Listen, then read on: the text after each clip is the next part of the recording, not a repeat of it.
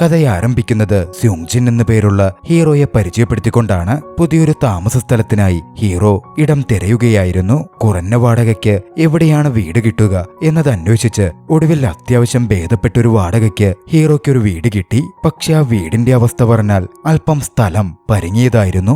വളരെ ചെറിയ കൺജസ്റ്റഡ് ആയിട്ടുള്ള ഒരു ബാത്റൂമാണ് അവിടെയുള്ളത്. മറ്റ് സൗകര്യങ്ങളാണെങ്കിലും കുറവ് തന്നെ. പക്ഷെ കൊടുക്കുന്ന വാടകയ്ക്ക് കുഴപ്പമില്ല എന്ന് പറയാം. അതേ കൂടുതൽ വാടക കൊടുക്കാനും ഹീറോയുടെ പക്കലില്ല. അതുകൊണ്ട് തന്നെ ആ വീട് തന്നെ ഉറപ്പിച്ച് കൂട്ടുകാരുടെ സഹായത്തോടെ സാധനങ്ങളൊക്കെ അങ്ങോട്ടേക്ക് മാറ്റി ഹീറോ താമസം ആരംഭിക്കുന്നു. കൂട്ടുകാർക്കൊപ്പം അന്നവൻ ഭക്ഷണം കഴിച്ച് സംസാരിച്ചു. ഹീറോ അങ്ങോട്ടേക്ക് താമസം മാറ്റിയതിനു പിന്നിൽ ഒരു കാര്യമുണ്ട്. വലിയൊരു സിംഗിങ് കോമ്പറ്റീഷന്റെ ഓഡീഷനിൽ ഹീറോ പങ്കെടുക്കുന്നുണ്ടായിരുന്നു. അതിലെ ആദ്യ റൗണ്ട് കഴിഞ്ഞ് രണ്ടാം റൗണ്ടിലേക്ക് ഹീറോ തിരഞ്ഞെടുക്കപ്പെട്ടിട്ടുണ്ട്. പണ്ട് ഹീറോയ്ക്കും കൂട്ടുകാർക്കും ഒരു ബാൻഡ് ഉണ്ടായിരുന്നു. ഹീറോ ഒഴിച്ച് ബാക്കി എല്ലാവരും ഇപ്പോൾ ഓരോ ജോലികൾ ചെയ്യുകയാണ്. ഹീറോ ആ മ്യൂസിക് പ്രോഗ്രാമിൽ ഓഡീഷനിൽ തിരഞ്ഞെടുക്കപ്പെട്ട് അത്യാവശ്യം ഫേമസ് ആയാൽ ബാൻഡ് റീഫോം ചെയ്യാനും എല്ലാവർക്കും അവരവരുടെ പാഷനിലേക്ക് തിരിച്ചു വരാനുമായിരുന്നു ഉദ്ദേശമുണ്ടായിരുന്നത്. നിലവിൽ ഓഡീഷൻ നടക്കുന്നിടവും പരിപാടി നടക്കുന്നിടവും ഹീറോയുടെ പഴയ വീട്ടിൽ നിന്ന് ഒരുപാട് ദൂരെയാണ്. അതുകൊണ്ടായിരുന്നു പ്രോഗ്രാം നടക്കുന്നിടത്തിനടുത്തേക്ക് ഹീറോ താമസം മാറ്റിയത്. പുതിയ ഇടമായതുകൊണ്ടായിരിക്കാം ഹീറോ അന്ന് രാത്രി ഉറങ്ങാൻ കിടന്നെങ്കിലും എന്ത് ചെയ്താ ഉറക്കം വരുന്നുണ്ടായിരുന്നില്ല. കുറച്ചു സമയം കഴിഞ്ഞതും വീടിനകത്തേക്ക് ഒരു പെണ്ണിന്റെ ശബ്ദം കേൾക്കാൻ തുടങ്ങി. പ്രേതമാണോ എന്നുള്ള ചിന്തയിൽ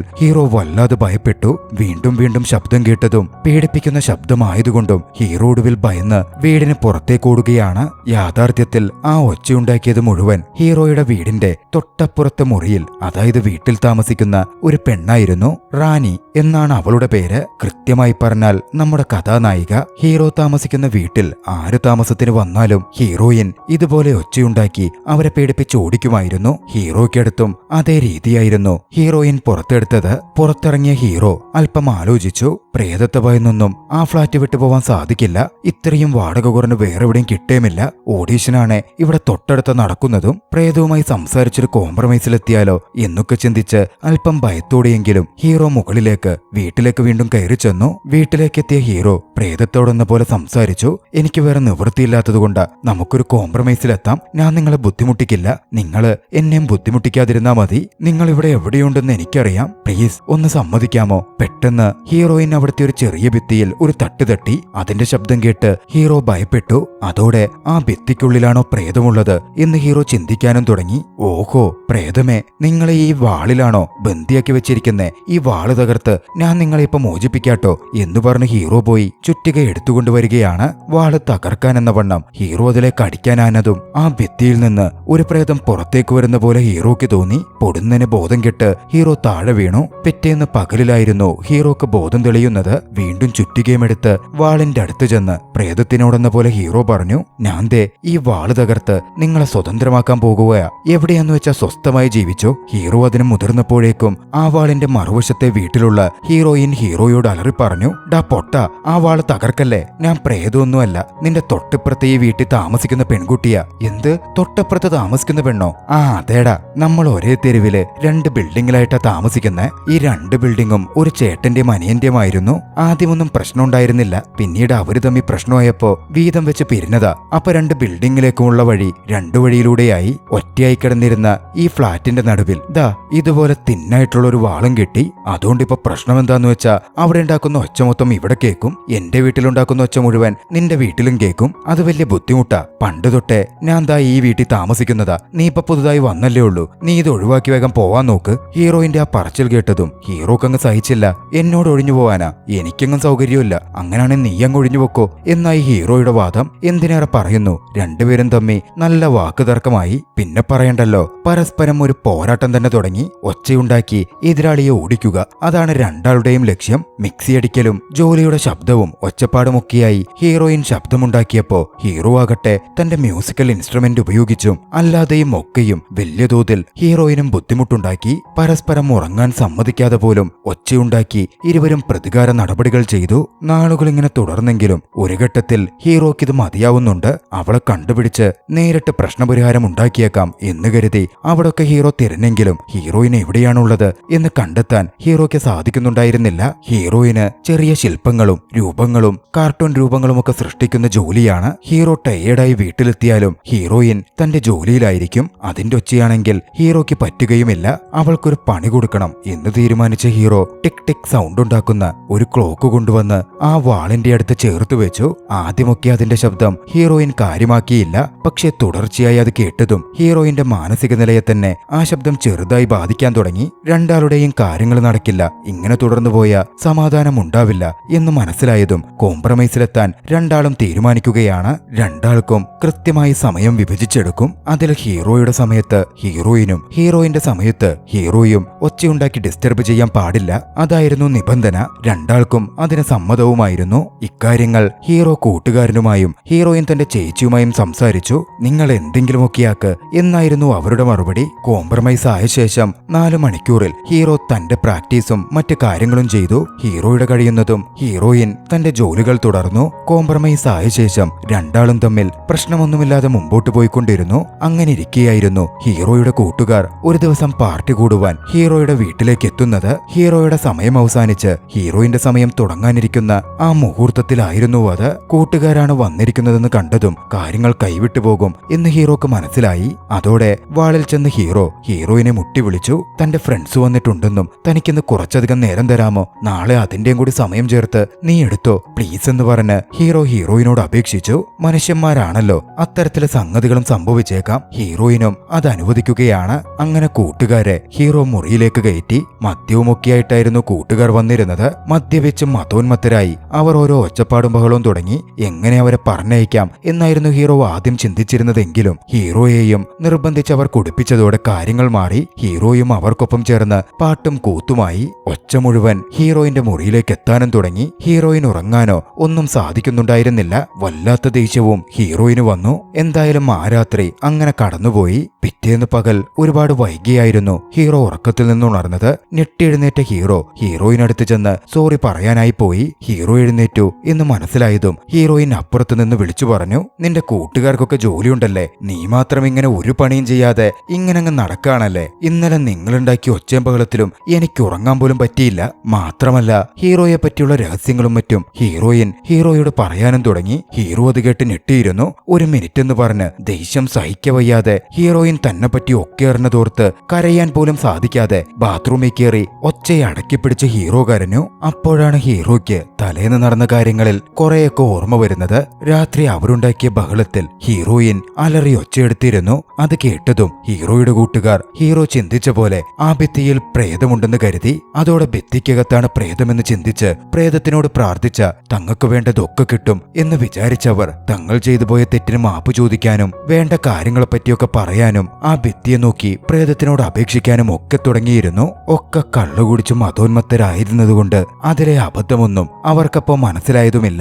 എന്തായാലും നാണം കിട്ടു എന്ന് ഹീറോക്ക് മനസ്സിലായി. ഹീറോ പിന്നീട് ഹീറോയിനോട് സംസാരിക്കാൻ ഭിത്തിയുടെ അടുത്തേക്ക് ചെന്നു. തലേന്ന് നടന്ന കാര്യങ്ങൾക്ക് ഹീറോയിനോട് ക്ഷമ ചോദിച്ചു. പിന്നാലെ അടുത്ത 2 ദിവസം കഴിഞ്ഞ എന്റെ ഓഡിഷൻ വരികയാണെന്നും എനിക്ക് പ്രാക്ടീസ് ചെയ്യാൻ കുറെ സമയം വേണമെന്നും അതുകൊണ്ട് അടുത്ത 2 ദിവസം മുഴുവനായി എനിക്ക് തരാമോ, അത് കഴിഞ്ഞ് 2 ദിവസം മൊത്തം നീ എടുത്തോ എന്ന തരത്തിൽ ഹീറോ ഹീറോയിനോട് ചോദിച്ചു നോക്കി. എപ്പോഴും വാശി കാണിക്കുന്ന ഹീറോയിൻ അന്നൊരു പിടിവാശിയും കാണിക്കാതെ ഹീറോയ്ക്ക് ദിവസം കൊടുക്കാൻ സമ്മതിക്കുകയാണ്. ഹീറോയ്ക്കാണേൽ അത് കേട്ടതും അതിശയമായി. എപ്പോഴും പ്രശ്നമുണ്ടാക്കുന്ന ഇവൾ ഇതെന്താ പെട്ടെന്ന് സമ്മതിച്ച് എന്നായിരുന്നു ഹീറോയുടെ തലയിലൂടെ ഓടിയത്. സംഭവം എന്തെന്നാൽ ഇന്നലെ കള്ളുകുടിച്ച് മതോന്മത്തനായിരുന്ന ഹീറോ തന്റെ ദുഃഖങ്ങളെപ്പറ്റി പറയുന്നുണ്ടായിരുന്നു. നിങ്ങളെല്ലാവരും ജോലിക്കാരായി സോളോ സിംഗറാവാൻ ആഗ്രഹിച്ച ഞാൻ എല്ലാത്തിലും പരാജയപ്പെട്ട് ഇപ്പോഴും ഇങ്ങനെ പോയിക്കൊണ്ടിരിക്കുക.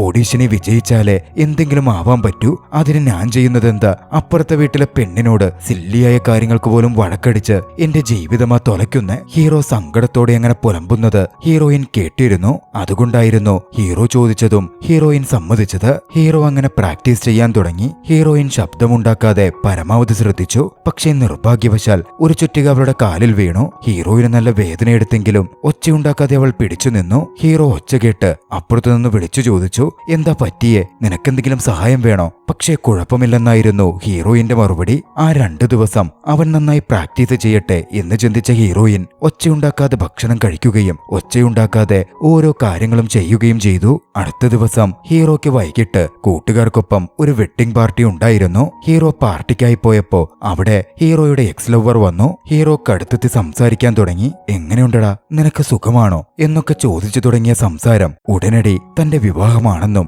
നീ എന്താ വിഷ് ചെയ്യാത്തെ എന്ന് എക്സ് ലവർ ചോദിക്കുന്നതിലേക്ക് കടന്നു. ഹീറോ അതോടെ കേട്ടതോടെ ആകെ സങ്കടത്തിലാണ്ടുപോയി. അവിടെ അധിക നേരം നിൽക്കാൻ പറ്റാതെ അതോടെ അവൻ അവിടെ നിന്ന് പോരുകയാണ്. വീട്ടിലേക്കെത്തിയ ഹീറോ ഏറെ ദുഃഖത്തിലായിരുന്നു. പ്രാക്ടീസ് ചെയ്യുമ്പോൾ മ്യൂസിക് കോമ്പോസിഷനിൽ സങ്കടകരമായ ട്യൂണുകൾ നിറഞ്ഞു. ഹീറോയിൻ അത് ശ്രദ്ധിക്കുന്നുണ്ടായിരുന്നു. നീ ഓക്കെ അല്ലേ? ഹീറോയിൻ അപ്പുറേന്ന് വിളിച്ചു ചോദിച്ചു. അത്ര ഓക്കെ അല്ല. ഇന്ന് ഞാൻ എന്റെ എക്സ് ലവറെ കണ്ടു. ഓഹോ, നിനക്ക് ലവറൊക്കെ ഉണ്ടായിരുന്നോ? ഉണ്ടായിരുന്നു, പക്ഷെ അത് ഇപ്പോഴൊന്നുമല്ല. ഒരുപാട് മുമ്പാ. അവൾ എന്നെ വേണ്ടാന്ന് വെച്ചിട്ട് പോയി. ഞാനൊന്നിലും സക്സസ്ഫുൾ ആയില്ലല്ലോ. എന്നിട്ടിപ്പോ അവള് വലിയൊരു പണക്കാരനെ കല്യാണം കഴിക്കാൻ പോകുക. അതെന്റെ മുമ്പിൽ വന്ന് എന്നോട് അവൾ പറയുന്നു. എനിക്കത് എത്രത്തോളം സങ്കടകരമായിരിക്കും എന്ന് ഊഹിക്കാൻ പറ്റുമോ? എനിക്ക് 31 വയസ്സായി, നല്ലൊരു ജോലിയില്ല, എങ്ങനെയെങ്കിലും നല്ലൊരു പാട്ടുകാരനാവണം, മ്യൂസീഷ്യനാകണം എന്നൊക്കെ ആഗ്രഹിച്ചിട്ട് ഒന്നും നടന്നതുമില്ല. ഞാനൊക്കെ ഇങ്ങനെ ജീവിച്ച് മുമ്പോട്ട് പോയിട്ട് എന്ത് ചെയ്യാനാ? ഹീറോ സങ്കടത്തോടെ ഓരോന്നിങ്ങനെ പറഞ്ഞുകൊണ്ടിരിക്കുന്ന കേട്ടതും ഹീറോയിനും ദുഃഖം തോന്നി. പക്ഷേ എന്നിരുന്നാലും ഹീറോയിൻ പറഞ്ഞു, നീ എന്തിനാണ് ഇങ്ങനെ ദുഃഖിക്കുന്നേ? പോയൊരു പോട്ടെ, നീ സാധിക്കണം എന്ന് ആഗ്രഹിച്ചു വന്നവനല്ലേ. ഒക്കെ മാറ്റിവെച്ച് ആ ഒരൊറ്റ ചിന്ത മാത്രം വെച്ച് അതിനുവേണ്ടി പരിശ്രമിക്ക്, ഒക്കെ നല്ല രീതിയിൽ വരും. ഹീറോയിന്റെ വാക്കുകൾ ഹീറോയ്ക്ക് നല്ലൊരു മോട്ടിവേഷൻ പകർന്നിരുന്നു.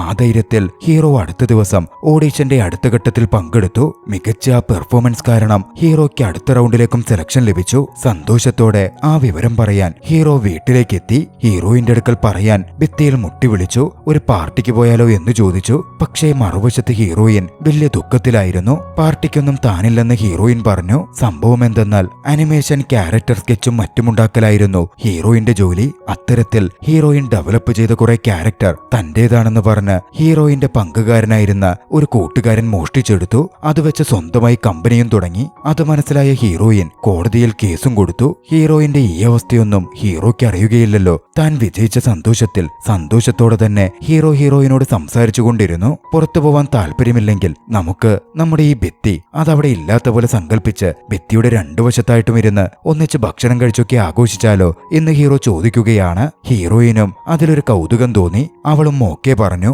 അങ്ങനെ അവർ ഒന്നിച്ച് ഭിത്തിയുടെ രണ്ടു വശത്തായിട്ടും ഇരുന്ന് ഭക്ഷണം കഴിക്കുകയും ഡ്രിങ്ക് കുടിക്കുകയും ചെയ്തു. പിറ്റേന്ന് ഹീറോയിൻ കൊടുത്ത കേസിന്റെ ഹിയറിംഗ് ഉണ്ടായിരുന്നു. ജഡ്ജ് മധ്യസ്ഥയായിരുന്ന് രണ്ടു കൂട്ടരും സംസാരിച്ചു. കൂട്ടുകാരൻ ചെയ്തത് നീതികരമായ കാര്യമല്ല എന്ന് തെളിഞ്ഞതും 30% ഷെയർ കൊടുക്കാം എന്ന് കൂട്ടുകാരൻ പറയുകയാണ്. പക്ഷേ 50% വേണം. എന്റെയാണ് മുഴുവൻ ഡിസൈൻസും, അത് അനുവാദമില്ലാതെ അവൻ ഉപയോഗിച്ചത് എന്നായിരുന്നു ഹീറോയിന്റെ വാദം. മധ്യസ്ഥത നിന്ന് ജഡ്ജിയും അത് സമ്മതിക്കുന്നുണ്ട്. ഹീറോയിനെ പറ്റിച്ച കൂട്ടുകാരനും മറ്റു വഴികളുണ്ടായിരുന്നില്ല.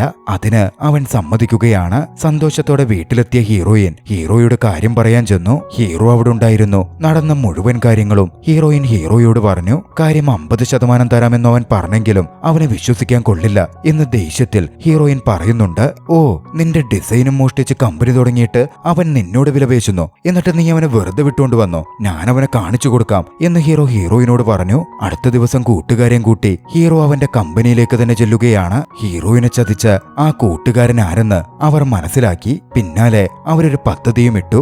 അവനൊരു പണി കൊടുക്കണം എന്നതായിരുന്നു അത്. ഒരിക്കൽ ജിമ്മിൽ ആ കൂട്ടുകാരൻ വർക്കൗട്ട് ചെയ്യുകയാണ്. ഹീറോയും കൂട്ടുകാരനും അങ്ങോട്ടേക്ക് ചെന്നു. വർക്കൗട്ടിൽ ഹെൽപ്പ് ചെയ്യുന്ന പോലെ കൂടുതൽ വെയിറ്റ് കൂട്ടുകാരൻ എടുക്കാൻ നിൽക്കുന്ന ആ എക്യുപ്മെന്റിലേക്ക് അവർ ആഡ് ചെയ്തു. പിന്നാലെ ഹെൽത്തി ഡ്രിങ്ക് കുടിക്കാൻ വെച്ചിരുന്നതിലേക്ക് വയറിളക്കത്തിനുള്ള മരുന്നും അവർ ചേർക്കുകയാണ്. അതും കുടിച്ച് നല്ല വെയിറ്റ് എടുത്തതും കാര്യം പറയണ്ടല്ലോ, ഹീറോ നിന്ന നിൽപ്പിൽ നമ്പർ 2 അങ്ങ് സാധിച്ചു.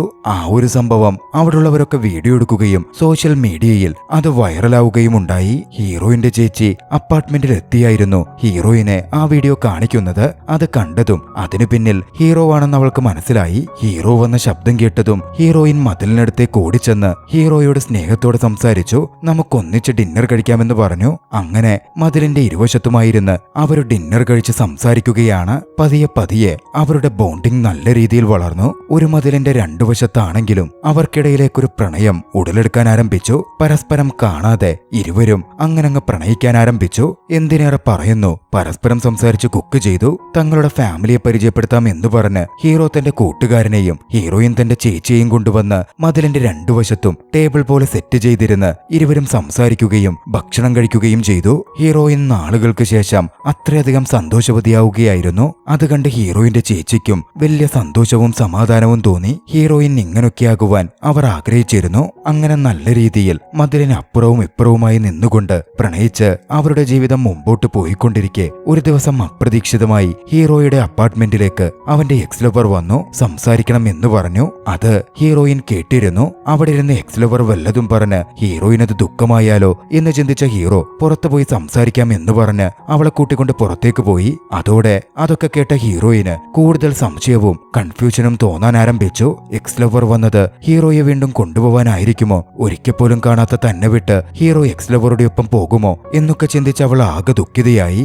മറുവശത്ത് എക്സ് ലവറും ഹീറോയും സംസാരിക്കുകയായിരുന്നു. എക്സ് ലവറുടെ കല്യാണം ഉറപ്പിച്ചിരുന്നല്ലോ, ആ പയ്യൻ ചൊവ്വല്ലെന്ന് കണ്ടെത്തിയതുകൊണ്ട് അവർക്കിടയിൽ ബ്രേക്കപ്പ് സംഭവിച്ചിരുന്നു. അങ്ങനെ വിവാഹം മുടങ്ങി. എക്സ് ലവർ പറഞ്ഞു, എല്ലാവരും ഓരോ തരത്തില് ഓരോ അഭിനയമാ അഭിനയിക്കുന്നേ, പലരും മോശമാ, നിന്റെ പക്കല് പണമില്ലെന്ന് മാത്രമേ ഉണ്ടായിരുന്നുള്ളൂ, പണ്ടും ഇപ്പോഴും നീ നല്ലവനായിട്ട് തന്നെ തുടരുന്നേ, നിന്നെ മാതിരി ഒരു പയ്യനെ മിസ് ചെയ്തത് ഞാൻ ചെയ്ത തെറ്റാ. മറുവശത്ത് ഓരോന്ന് ചിന്തിച്ചിരുന്ന ഹീറോയിന് അവളെ ചതിച്ച് കമ്പനി തുടങ്ങിയ കൂട്ടുകാരനുണ്ടല്ലോ, അവന്റെ അടുത്ത് നിന്നൊരു മെസ്സേജ് വന്നു. കാണണമെന്ന് പറഞ്ഞ് അവൻ വിളിച്ചതുകൊണ്ട് അവനെ കാണുവാൻ ഹീറോയിൻ അങ്ങോട്ടേക്ക് ചെല്ലുകയാണ്. സംഭവം എന്തെന്നാൽ ഹീറോയിൻ കേസ് കൊടുത്തതുകൊണ്ട് കമ്പനി പൂട്ടുമെന്ന ഘട്ടത്തിലേക്ക് പോയിരിക്കുകയാണ്. അതുകൊണ്ട് ഹീറോയിനെ കൊണ്ട് എഗ്രിമെന്റിൽ സൈൻ ചെയ്യിപ്പിക്കാനും കോംപ്രമൈസിൽ എത്തിക്കാനുമായിരുന്നു അവൻ വന്നത്. പക്ഷേ കണ്ടീഷനൊന്നും ഹീറോയിന് പറ്റുന്ന തരത്തിലല്ല. അതുകൊണ്ട് തന്നെ പഴയ കാര്യങ്ങൾ ഓർമ്മിക്കുകയും ഓൾറെഡി ഹീറോ എക്സ് ലവറെ കാണാൻ പോയതിൽ ദേഷ്യപ്പെട്ടിരുന്ന ഹീറോയിൻ ഒന്നും മിണ്ടാതെ ദേഷ്യപ്പെട്ട് തന്നെ അവിടെ നിന്ന് ഇറങ്ങിപ്പോരുകയാണ്. ഹീറോയിൻ വീട്ടിലെത്തി ഓരോന്നാലോചിച്ച് ഹീറോയെ കാത്തിരിക്കാൻ തുടങ്ങി. രാത്രി വൈകിയായിരുന്നു ഹീറോ വീട്ടിലെത്തിയത്. എക്സ് ലവറുടെ ഒപ്പം പോയിട്ട് അത്രയും വൈകിയാണല്ലോ വരുന്നത്. അത് തന്നെ ഹീറോയിനെ ചൊടിപ്പിച്ചിരുന്നു. ഓ, ഒരുപാട് വൈകിയൊക്കെയാണല്ലോ വന്ന്, മൊത്തം അങ്ങ് ആഘോഷമായിരുന്നു എന്ന തരത്തിൽ ഹീറോയിൻ ഹീറോയോട് ചോദിച്ചു. എന്നെ കാണാനൊന്നും ഇതുവരെ ഒരു എക്സ് ബോയ് ഫ്രണ്ട് വന്നിട്ടില്ലല്ലോ എന്നും ഹീറോയിൻ പറഞ്ഞു. ഹീറോക്കാണെങ്കിൽ എന്തു മറുപടി പറയണം എന്നും കിട്ടുന്നുണ്ടായിരുന്നില്ല. ആ ഒരു സംഭവം അവർക്കിടയിൽ ഒരു അകലം തീർക്കുകയായിരുന്നു. അടുത്ത ദിവസമായിരുന്നു ഹീറോയുടെ അടുത്ത ഓഡിഷൻ റൗണ്ട് ഉണ്ടായത്. ഹീറോയിനോട് പറഞ്ഞിട്ട് പോവാൻ മതിലിനടുത്തെത്തിയെങ്കിലും തലേ ദിവസത്തെ കാര്യങ്ങൾ കാരണം അതിന് സാധിക്കാതെ ഒന്നും പറയാതെ ഹീറോ അവിടെ നിന്ന് പോന്നു. ഓഡിഷൻ റൗണ്ടിലെ സംഭവം എന്തെന്നാൽ ഓരോരുത്തർക്കും ഒരു ടാസ്ക് ഉണ്ടായിരുന്നു. അവരവരുടെ ഡെയിലി ലൈഫ് ഒരു വ്ലോഗ് പോലെ ഷൂട്ട് ചെയ്ത് കൊടുക്കണം എന്നതായിരുന്നു അത്. അതിനുവേണ്ടി ക്യാമറയും കമ്പനി തന്നെ പ്രൊവൈഡ് ചെയ്തു. ഹീറോ ക്യാമറ വാങ്ങി. പക്ഷേ വീട്ടിലേക്ക് പോവാൻ തോന്നാതെ തന്റെ കൂട്ടുകാരനെ കാണാൻ പോയി. മറുവശത്ത് ഓരോന്നാലോചിച്ച് ഹീറോയിൻ അസുഖം പിടിപെട്ടിരുന്നു. അവളുടെ ചേച്ചി വന്നവളെ പരിപാലിച്ചു. ഹീറോ കാണാൻ പോയ കൂട്ടുകാരൻ ഒരു അഡ്വക്കേറ്റ് ആയിരുന്നു. ഹീറോ അസ്വസ്ഥനായി ഇരിക്കുന്ന കണ്ടതും അഡ്വക്കേറ്റ് കൂട്ടുകാരൻ ഹീറോയോട് എന്താടാ ഇങ്ങനെ ഇരിക്കുന്നേ എന്ന് ചോദിച്ചു. ഹീറോ ഉടൻ തന്റെ ജീവിതത്തിലെ നടന്ന അത്രയും കാര്യം കൂട്ടുകാരനോട് പറയുകയാണ്. അത് കേട്ടതും ഹീറോയിന്റെ കാര്യം ആ കൂട്ടുകാരൻ പെട്ടെന്ന് തിരിച്ചറിഞ്ഞു. സംഭവം എന്തെന്നാൽ ഹീറോയിനെതിരെ കമ്പനി നടത്തുന്ന ചതിച്ച കൂട്ടുകാരൻ കേസ് കൊടുത്തല്ലോ, ആ കേസ് കൈകാര്യം ചെയ്യുന്നത് ഹീറോയുടെ കൂട്ടുകാരനായ വക്കീലാണ്. ഹീറോയിന്റെ കയ്യിൽ നിന്നും കോപ്പിറൈറ്റ് സ്വന്തമാക്കുവാൻ അവർ പല കളികളും കളിക്കുന്നുണ്ടെന്നും അവർക്ക് സാധകമായി അത് വന്നു കഴിഞ്ഞാൽ ഹീറോയിൻ തഴയപ്പെടുമെന്നും അഡ്വക്കേറ്റ് കൂട്ടുകാരൻ ഹീറോയോട് പറഞ്ഞു. അന്ന് വീട്ടിലേക്കെത്തിയ ഹീറോയിനെ വിളിച്ചെങ്കിലും തിരിച്ചു സംസാരിച്ചത് ഹീറോയിന്റെ ചേച്ചിയായിരുന്നു. അവള് സുഖമില്ലാതെ കിടക്കുവാടാ, അവളിങ്ങനെയാ, മനസ്സിലെന്തെങ്കിലും വന്നാ അതിങ്ങനെ ആലോചിച്ച് പുറത്തു പറയാതെ ഉള്ളി കൂട്ടിക്കൂട്ടി വെച്ച് എപ്പോഴും ഇതേപോലെ വയ്യാണ്ടാകും. പണ്ടു തൊട്ടേ ഇവൾ അങ്ങനായിരുന്നു. ആരോടും ചിരിച്ചു കളിച്ച് സന്തോഷത്തോടെ നടന്ന് ഞാൻ കണ്ടിട്ടില്ല. നിന്റെ കൂടെ കൂടി നിന്നോട് സംസാരിച്ചൊക്കെ തുടങ്ങിയതിനു ശേഷം ഇവളിൽ വലിയ മാറ്റം വന്നത്. ഇപ്പൊ നിങ്ങൾക്കിടയില് എന്തോ പ്രശ്നമുണ്ടെന്ന് എനിക്ക് മനസ്സിലായി. എന്തുണ്ടെങ്കിലും അത് പറഞ്ഞ് സോൾവ് ആക്കടാ. ചേച്ചി പറഞ്ഞ വാക്കുകൾ കേട്ടതും ഹീറോക്ക് വലിയ സങ്കടം തോന്നി. ഹീറോയിനെ ചതിച്ച് ഡിസൈനുകളുടെ കോപ്പിറൈറ്റ് സ്വന്തമാക്കാൻ നടക്കുന്ന ആ കൂട്ടുകാരനുണ്ടല്ലോ, അവനാണ് ഹീറോയിന്റെ ഈ അവസ്ഥയ്ക്ക് കാരണം എന്നായിരുന്നു ഹീറോ ചിന്തിച്ചത്. അതുകൊണ്ട് അവനെ കൈകാര്യം ചെയ്യണം എന്ന് തോന്നിയ ഹീറോ നേരെ അവനെ കാണുവാൻ വേണ്ടി അടുത്ത ദിവസം ചെന്നു. അവനെ കണ്ടതും അവനെ പിടിച്ച് കടന്നാക്രമിച്ചു. അവളുടെ ഡിസൈൻ മുഴുവൻ മോഷ്ടിച്ചിട്ട് അത് വെച്ച് കമ്പനി നടത്തിയിട്ട് നീ അവളോട് വിലപേച്ചുന്നോടാ എന്നൊക്കെ പറഞ്ഞായിരുന്നു ഹീറോ അവനെ ആക്രമിച്ചത്. ആ സംഭവം കഴിഞ്ഞതും കമ്പനി ഓണർ കൂട്ടുകാരൻ ഹീറോയിനെ വിളിച്ചു. നിന്റെ ബോയ് ഫ്രണ്ട് അല്ലേടി അവൻ, എന്നെ തല്ലാൻ വേണ്ടി ആളെ വിട്ടിരിക്കുന്നു. കേസും കോപ്പിറൈറ്റിന്റെ കാര്യമല്ലേ, അതിന് നീ വിട്ടേരെ. എന്താ ചെയ്യണ്ടേന്ന് എനിക്കറിയാം. ഒക്കത്തിന് ഞാൻ കോപ്പിറൈറ്റ് അങ്ങ് എടുത്തു കഴിയുമ്പോ നിന്റെ ഈ ക്രിമികടി അങ്ങ് നിന്നോളും. അത് കേട്ടതും ഹീറോയിൻ കൂടുതൽ അസ്വസ്ഥയായി. ഹീറോയിൻ നേരെ ഭിത്തിക്കടുത്ത് ചെന്ന് ഹീറോയോട് സംസാരിച്ചു. നീ എന്തിനാ അവനെ പോയി അടിച്ചത്? എന്റെ പ്രശ്നങ്ങളിൽ ഇടപെടാൻ നിന്നോട് ആരാ പറഞ്ഞേ? ഇപ്പൊ അത് കാരണം കാര്യങ്ങൾ കൂടുതൽ വഷളാവാൻ പോവുക. ഞാൻ എങ്ങനെയെങ്കിലും ഇത് പരിഹരിച്ചേനെ. കോടതിയും എന്റെ പക്ഷത്തേക്ക് നിന്നതാ. ഇപ്പൊ അവൻ തെളിവുകളൊക്കെ അവൻ അനുകൂലമാക്കി മുഴുവൻ കോപ്പിറൈറ്റും അവന്റെ പേരിലേക്ക് ആക്കാൻ വേണ്ടി പോകുക. ഞാനൊരു കാര്യം പറയട്ടെ, നീ വന്നതിന് മുമ്പ് എനിക്ക് സമാധാനം ഉണ്ടായിരുന്നു. കാര്യങ്ങളൊക്കെ നന്നായിട്ടാ പോയിക്കൊണ്ടിരുന്നേ. നീ വന്നതിന് ശേഷം ഒക്കെ അവതാളത്തിലായി. ദയവ് ചെയ്ത് ഇവിടെ നിന്ന് പോയി തരോ. ഹീറോക്ക് അത് കേട്ടതും വലിയ ദുഃഖമായി. ഹീറോയിന്റെ പ്രശ്നമൊക്കെ ഒന്ന് പരിഹരിക്കണം എന്ന് ചിന്തിച്ചായിരുന്നു ഹീറോ പ്രവർത്തിച്ചതെങ്കിലും അതൊക്കെ ഇങ്ങനെ എതിരായി ഭവിക്കുമെന്ന് അവൻ ചിന്തിച്ചിരുന്നതേയില്ല. ഹീറോയിനെ ഡിസ്റ്റർബ് ചെയ്യരുത് എന്നതോടെ ഹീറോക്ക് തോന്നുകയാണ്. അതുകൊണ്ട് തന്നെ അവിടെ നിന്ന് മാറി കുറച്ചു ദിവസം അവൻ കൂട്ടുകാരന്റെ ഒപ്പമായിരുന്നു പോയി തങ്ങിയത്. പക്ഷെ പിന്നീടാണ് ഒരു കാര്യം അറിയുന്നത്. വ്ലോഗ് ചെയ്യാൻ 3ാമത്തെ ഓഡീഷൻ കഴിഞ്ഞപ്പോ കമ്പനിക്കാർ ക്യാമറ കൊടുത്തുവിട്ടല്ലോ. ആ ക്യാമറ വീട്ടിലാണുള്ളത്. ഹീറോക്കാണെങ്കിൽ അത് പോയി എടുക്കാൻ വയ്യ. അത് എടുത്തുകൊണ്ട് വരാൻ പറഞ്ഞ് ഹീറോ കൂട്ടുകാരനെ പറഞ്ഞു വിട്ടു. കൂട്ടുകാരൻ വീട്ടിലേക്ക് കയറിയതും ഒച്ച കേട്ട് ഹീറോയിൻ ഭിത്തിക്കടുത്തേക്ക് ഓടി വന്ന് സംസാരിച്ചു. നീ വന്നോ? എവിടെയായിരുന്നടാ? അത് കേട്ടതും കൂട്ടുകാരൻ പറഞ്ഞു, ഞാൻ അവനല്ല, അവന്റെ ഫ്രണ്ടാ. അവന്റെ ക്യാമറ ഇവിടെ പെട്ടുപോയി. അതെടുക്കാൻ അവൻ പറഞ്ഞു വിട്ടതാ എന്നെ. ഒരിക്കല് നമ്മളൊന്നിച്ച് ഡിന്നറൊക്കെ കഴിച്ചിട്ടുണ്ട്, ഓർക്കുന്നില്ലേ? ഓ ചേട്ടാ, നിങ്ങളാണോ? അവനെങ്ങനുണ്ട്? അവന് കുഴപ്പമൊന്നുമില്ലല്ലോ. അവനെ അന്വേഷിച്ചെന്ന് പറയണേ എന്ന് ഹീറോയിൻ അല്പം ഇമോഷണലായി പറയുന്നു കേട്ടതും കൂട്ടുകാരനും അല്പം ദുഃഖം തോന്നാതിരുന്നില്ല. അവരെ ഒന്നിപ്പിക്കാൻ കൂട്ടുകാരനൊരു ഐഡിയ തോന്നി. അടുത്ത ദിവസം ഹീറോയിന് വീണ്ടും കമ്പനിയിൽ പോകണമായിരുന്നു. തന്നെ പറ്റിച്ച കൂട്ടുകാരനെ ചെന്ന് കാണണം. ഡിസൈൻസ് കൈവിട്ടു പോവരുതല്ലോ. അതിന് അവർ മുമ്പോട്ട് വെക്കുന്നത് പോലെ ആ കമ്പനിയിൽ പാർട്ട്ണറായി കോപ്പിറൈറ്റ് അവകാശത്തിന്റെ പകുതി അവർക്ക് കൊടുക്കണം. എഗ്രിമെന്റ് സൈൻ ചെയ്യാൻ അവർ വിളിച്ചിരുന്നു. അതുകൊണ്ട് ഹീറോയിൻ അങ്ങോട്ടേക്ക് പോവുകയാണ്. കയ്യിൽ പുതിയൊരു ക്രിയേഷനും അവൾ എടുത്തിട്ട് പോയിരുന്നു. മറുവശത്താകട്ടെ ഹീറോയുടെ ഫൈനൽ ഓഡീഷൻ അന്നാണ് നടക്കാനിരിക്കുന്നത്. ആ ഓഡീഷനിൽ ഹീറോ പാസ്സായാൽ അതവന്റെ ലൈഫ് തന്നെ മാറ്റിമറിക്കും. തീർച്ചയായും അറിയപ്പെടുന്ന ഒരു സിംഗറായി അവൻ മാറും. ഓഡീഷന്റെ കാര്യമൊക്കെ കഴിഞ്ഞ് ഹീറോ ഇറങ്ങാൻ നിൽക്കുമ്പോ അവിടുത്തെ ഒരു സ്റ്റാഫ് ഹീറോയുടെ അടുത്ത് വന്നു. ഈ ക്യാമറയിൽ അറിഞ്ഞോ അറിയാതെയോ ഒരു ക്ലിപ്പ് റെക്കോർഡായിട്ടുണ്ട്. ഞങ്ങൾ ചെക്ക് ചെയ്തപ്പോ കിട്ടിയതാ. കാര്യം ഓഡിയോ മാത്രമുള്ളൂ. നിങ്ങൾക്ക് ആവശ്യമുള്ളതാണ്. കേട്ടിട്ടത് കോപ്പി ചെയ്ത് ഇത് റിട്ടേൺ ചെയ്യണേ എന്ന് പറഞ്ഞ് സ്റ്റാഫ് അകത്തേക്ക് പോയി. ഹീറോ അതിൽ എന്താണുള്ളതെന്നറിയുവാൻ ക്യാമറ ഓണാക്കി അത് പ്ലേ ചെയ്യിപ്പിച്ചു. മറുവശത്ത് ഹീറോയിൻ തന്നെ ചതിച്ച് കൂട്ടുകാരന്റെ കമ്പനിയിലേക്ക് എത്തുകയായിരുന്നു. വളരെയധികം ജാടയിൽ ഹീറോയിന് മുമ്പിലിരുന്ന് അവളെ ചതിച്ച കൂട്ടുകാരൻ അവളോട് പറഞ്ഞു, കണ്ടോ മേഡം, എങ്ങടൊക്കെ നിങ്ങൾ പോയാലും ഒടുവിൽ എന്റെ മുമ്പിൽ തന്നെ വന്നു പെടുമല്ലോ. ദാ ഇത്രയുള്ളൂ കാര്യം. എഗ്രിമെന്റ് എടുത്ത് അതിലങ്ങ് സൈനിട്ടു. ആ സമയം ഹീറോയിൻ താൻ കൊണ്ടുവന്ന ഗിഫ്റ്റ് എടുത്ത് അവന്റെ മുമ്പിലേക്ക് വെക്കുകയാണ്. ഓ, ഗിഫ്റ്റൊക്കെ ഉണ്ടല്ലോ എന്ന രീതിയിൽ താല്പര്യത്തോടെ അവനത് തുറന്നു നോക്കി. അതിലുണ്ടായിരുന്നത് പണ്ട് ജിമ്മിൽ വെച്ച് അവൻ അപമാനിതനായിരുന്നല്ലോ. ആ വൈറൽ വീഡിയോയിൽ അവന്റെ രൂപം എങ്ങനായിരുന്നോ അത്തരത്തിൽ ഒരു ചെറിയ പ്രതിമ അവൾ ഉണ്ടാക്കിക്കൊണ്ടു വന്നതായിരുന്നു അത്. മാത്രമല്ല സൈൻ ചെയ്യാൻ ഹീറോയിന്റെ മുമ്പിലേക്ക് എഗ്രിമെന്റ് വെച്ചിരുന്നല്ലോ. അത് വലിച്ചു കീറി ഹീറോയിൻ അവന്റെ മുമ്പിലേക്കിട്ടു. നീ എന്ത് കരുതി? നിന്റെ കാല് നക്കാൻ വരുമെന്നോ? നിനക്ക് എന്താ ചെയ്യാൻ പറ്റുന്നേ എന്ന് വെച്ചാ നീ അങ്ങ് ചെയ്തോ. എന്റെ ഡിസൈന്റെ കോപ്പിറൈറ്റ് അല്ലേ? അതിനുവേണ്ടി എന്താ ചെയ്യേണ്ടതെന്നൊക്കെ എനിക്കറിയാം. നിന്റെ ഒരു വിലപേശലും എന്റെ അടുത്ത് നടക്കാൻ പോകുന്നില്ല. ഹീറോയിന്റെ ആ വെല്ലുവിളി കമ്പനി ഓണർ കൂടിയായ കൂട്ടുകാരനെ നല്ല രീതിയിൽ ഭയപ്പെടുത്തിയിരുന്നു. പറഞ്ഞതിന് പിന്നാലെ ഹീറോയിൻ പുറത്തേക്കിറങ്ങി വന്നു. എന്തെന്നില്ലാത്തൊരു സന്തോഷവും ആശ്വാസവും ഹീറോയിന്റെ മുഖത്തുണ്ടായിരുന്നു. ഇതേ സമയം ഹീറോ ഓഡിയോ പ്ലേ ചെയ്തു. സംഭവം എന്തെന്നാൽ അന്ന് കൂട്ടുകാരൻ ക്യാമറ എടുക്കാൻ വീട്ടിൽ പോയല്ലോ. അന്ന് ഹീറോയിനോട് പറഞ്ഞ്, നിനക്ക് അവനോട് എന്താ പറയാനുള്ളതെന്ന് വെച്ചാ ഈ ക്യാമറയിൽ ഇപ്പോ റെക്കോർഡ് ചെയ്തെടുക്കാം, നീ പറഞ്ഞോ എന്ന് പറഞ്ഞ് ഭിത്തിയിലേക്ക് ക്യാമറ തിരിച്ചു വെച്ച് അവളുടെ വോയിസ് റെക്കോർഡ് ചെയ്തതായിരുന്നു അത്. ഹീറോയിൻ തനിക്ക് പറയാനുള്ളത് മുഴുവൻ അന്ന് അവിടെ നിന്ന് പറഞ്ഞു. അതിപ്രകാരമായിരുന്നു. ആദ്യമായി ഞാൻ നിന്നോട് ക്ഷമ ചോദിക്കുക. അന്ന് ഞാൻ വലിയ ദേഷ്യത്തിലായിരുന്നു. മനസ്സിലൊന്നും വെച്ചിട്ടല്ല. പക്ഷേ പെട്ടെന്ന് ദേഷ്യം വന്നേം കൊണ്ട് അത്രയും ഒച്ചയൊക്കെ ഉണ്ടാക്കിയത്.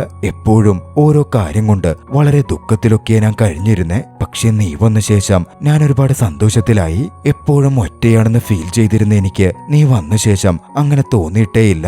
ഞാനും ഒരുപാട് മാറിയിട്ടുണ്ട്. ഒക്കെ നീ കാരണമാ. അടുത്ത ദിവസം നിന്റെ ഫൈനൽ ഓഡീഷൻ ആണെന്ന് എനിക്കറിയാം. നീ എന്തായാലും അതിൽ നല്ല രീതിയിൽ പെർഫോം ചെയ്യുമെന്നും സെലക്ട് ആവുമെന്നും എനിക്ക് ഉറപ്പുണ്ട്. ഒക്കെ കഴിഞ്ഞ് സെലക്ട് ആയി കഴിയുമ്പോ നീ എന്നെ കാണാൻ ഈ ഒരിടത്തേക്ക് വരണം. അവിടെ നിനക്കായി ഞാൻ കാത്തു നിൽക്കും. അത് കേട്ടതും ഹീറോയുടെ മനസ്സിൽ വലിയൊരു സന്തോഷം വരുന്നുണ്ടായിരുന്നു. വൈകാതെ ഹീറോ ഓഡീഷന് വേണ്ടി വേദിയിലേക്ക് കയറി. ഫൈനൽ ഓഡീഷനാണ്. താൻ കമ്പോസ് ചെയ്ത പാട്ട് അവിടെ വെച്ച് ഹീറോ പാടി. പക്ഷേ ഹീറോയിനെ പറ്റിയുള്ള ഓർമ്മകളിൽ അവന്റെ തൊണ്ടയിടറുകയൊക്കെ ചെയ്തിരുന്നു. ഉടനടി ജഡ്ജസിന്റെ വിധിയും വന്നു. നിങ്ങളുടെ മ്യൂസിക്കും കമ്പോസിങ്ങും ഒക്കെ നല്ലതാ, പക്ഷെ പാടിയപ്പോ അതിൽ ചില പ്രശ്നങ്ങളുണ്ട്. അതൊക്കെ ഒന്നുകൂടി റെഡിയാക്കിയിട്ട് അടുത്ത തവണ സെലക്ഷന് വാ, ഒക്കെ റെഡിയായിക്കോളും എന്നായിരുന്നു അവിടെ നിന്ന് ജഡ്ജസ് പറഞ്ഞത്. പക്ഷെ ഹീറോക്ക് ദുഃഖം തോന്നിയില്ല. ഹീറോയിനെ കാണാൻ പോകുന്നു എന്ന സന്തോഷമായിരുന്നു അവന്. ഹീറോയിൻ പറഞ്ഞയിടത്തേക്ക് ഹീറോ ചെന്നു. അവിടെ വെച്ച് അവരിരുവരും ആദ്യമായി കണ്ടുമുട്ടുകയാണ്. പരസ്പരം കണ്ട് ഇരുവരും ചിരിച്ചുപോയി. അവരിരുവരും ഒന്നിക്കുന്ന ദൃശ്യങ്ങളോടെ ചലച്ചിത്രം അവസാനിക്കുന്നു. രസകരമായ ഈ ചലച്ചിത്രം നിങ്ങൾക്കിഷ്ടമായെങ്കിൽ വീഡിയോ ലൈക്ക് ചെയ്യുക. അഭിപ്രായങ്ങളും നിർദ്ദേശങ്ങളും കമന്റുകളിൽ രേഖപ്പെടുത്തുക. കഴിയുമെങ്കിൽ ചാനൽ സബ്സ്ക്രൈബ് ചെയ്തും കൂട്ടുകാർക്ക് ഷെയർ ചെയ്തു കൊടുത്തും ഞങ്ങളെ സപ്പോർട്ട് ചെയ്യുക. അടുത്ത എപ്പിസോഡിൽ മറ്റൊരു മികച്ച ചലച്ചിത്രവുമായി നമുക്ക് കണ്ടുമുട്ടാം. അതുവരെ ബൈ.